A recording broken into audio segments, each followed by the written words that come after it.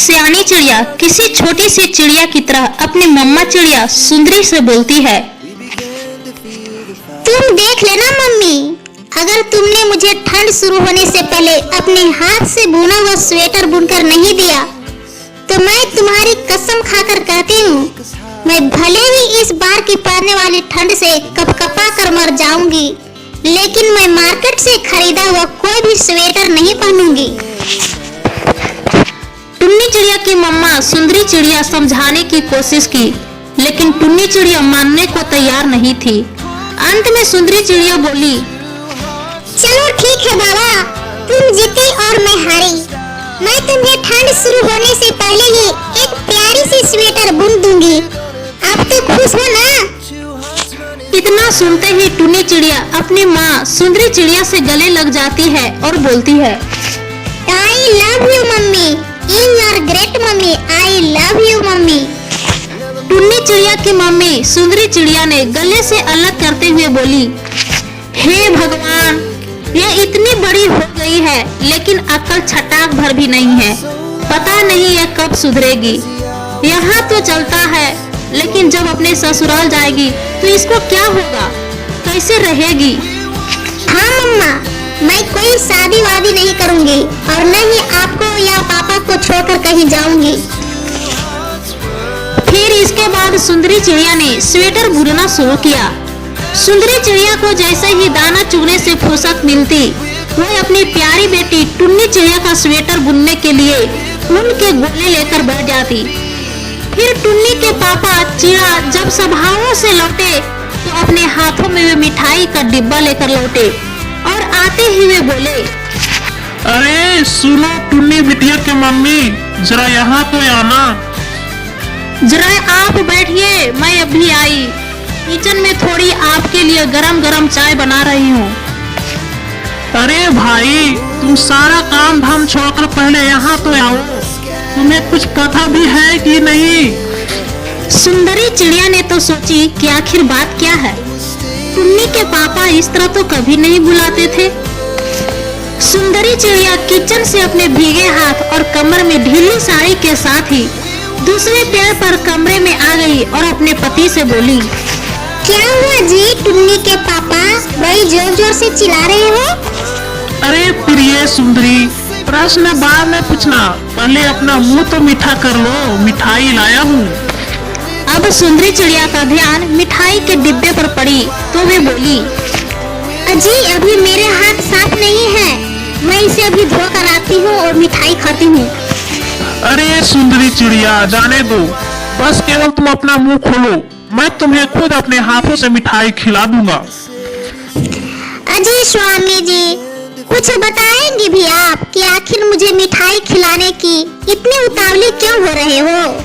सुंदरी चिड़िया कुछ बोल पाती तभी टुन्नी के पापा चिड़ा ने सुंदरी चिड़िया के मुंह में एक पूरी मिठाई डाल दी और बोले, अरे सुंदरी चिड़िया, कुछ जानती भी हो, अपनी टुन्नी बिटिया की शादी तय कर ली मैंने।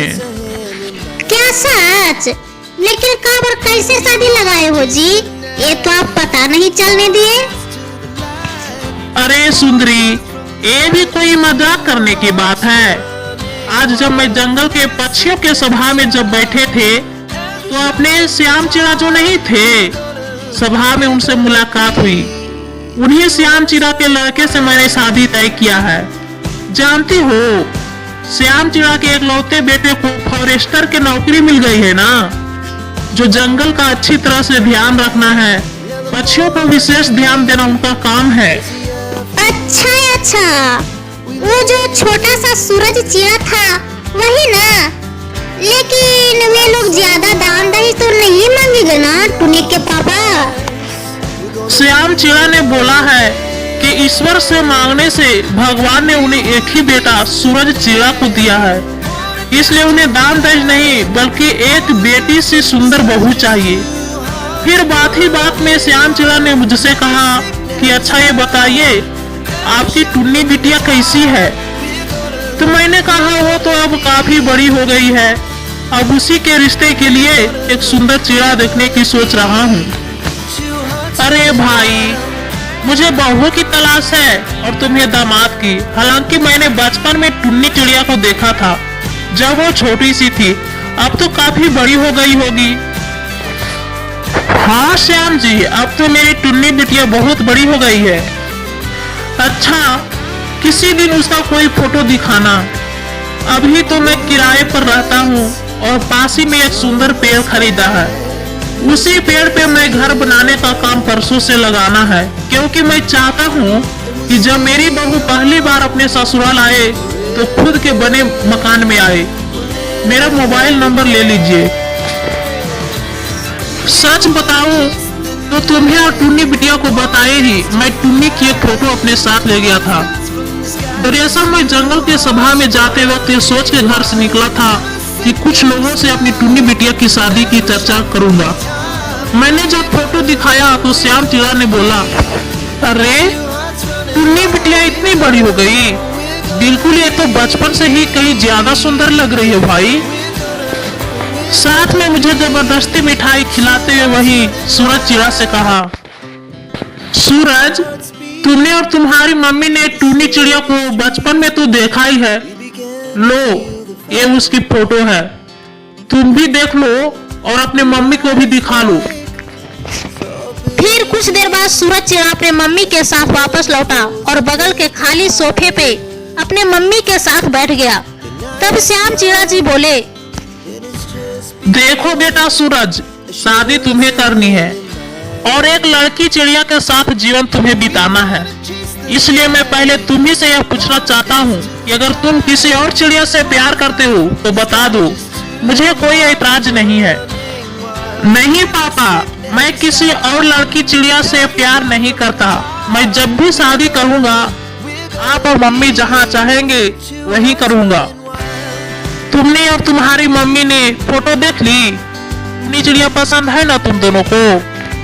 हाँ जी, आप बात पक्की करिए, मैं अंदर से आप लोगों के लिए मिठाई लाती हूँ। लगे हाथ वे लोग नवंबर में शादी करने के लिए तैयार भी हो गए हैं।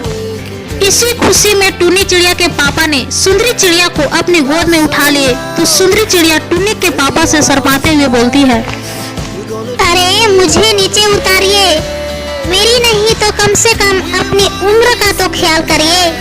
फिर अगर टुन्नी चिड़िया ने हमें इस तरह से देख लिया तो वो हमारे बारे में क्या सोचेगी। इतना सुनते ही टुन्नी चिड़िया के पापा ने उसकी मम्मी को अपनी गोद से नीचे उतार दिया। बगल के कमरे में खड़ी टुन्नी चिड़िया ने अपनी मम्मी और पापा के बीच हुई सारी बातें सुन ली।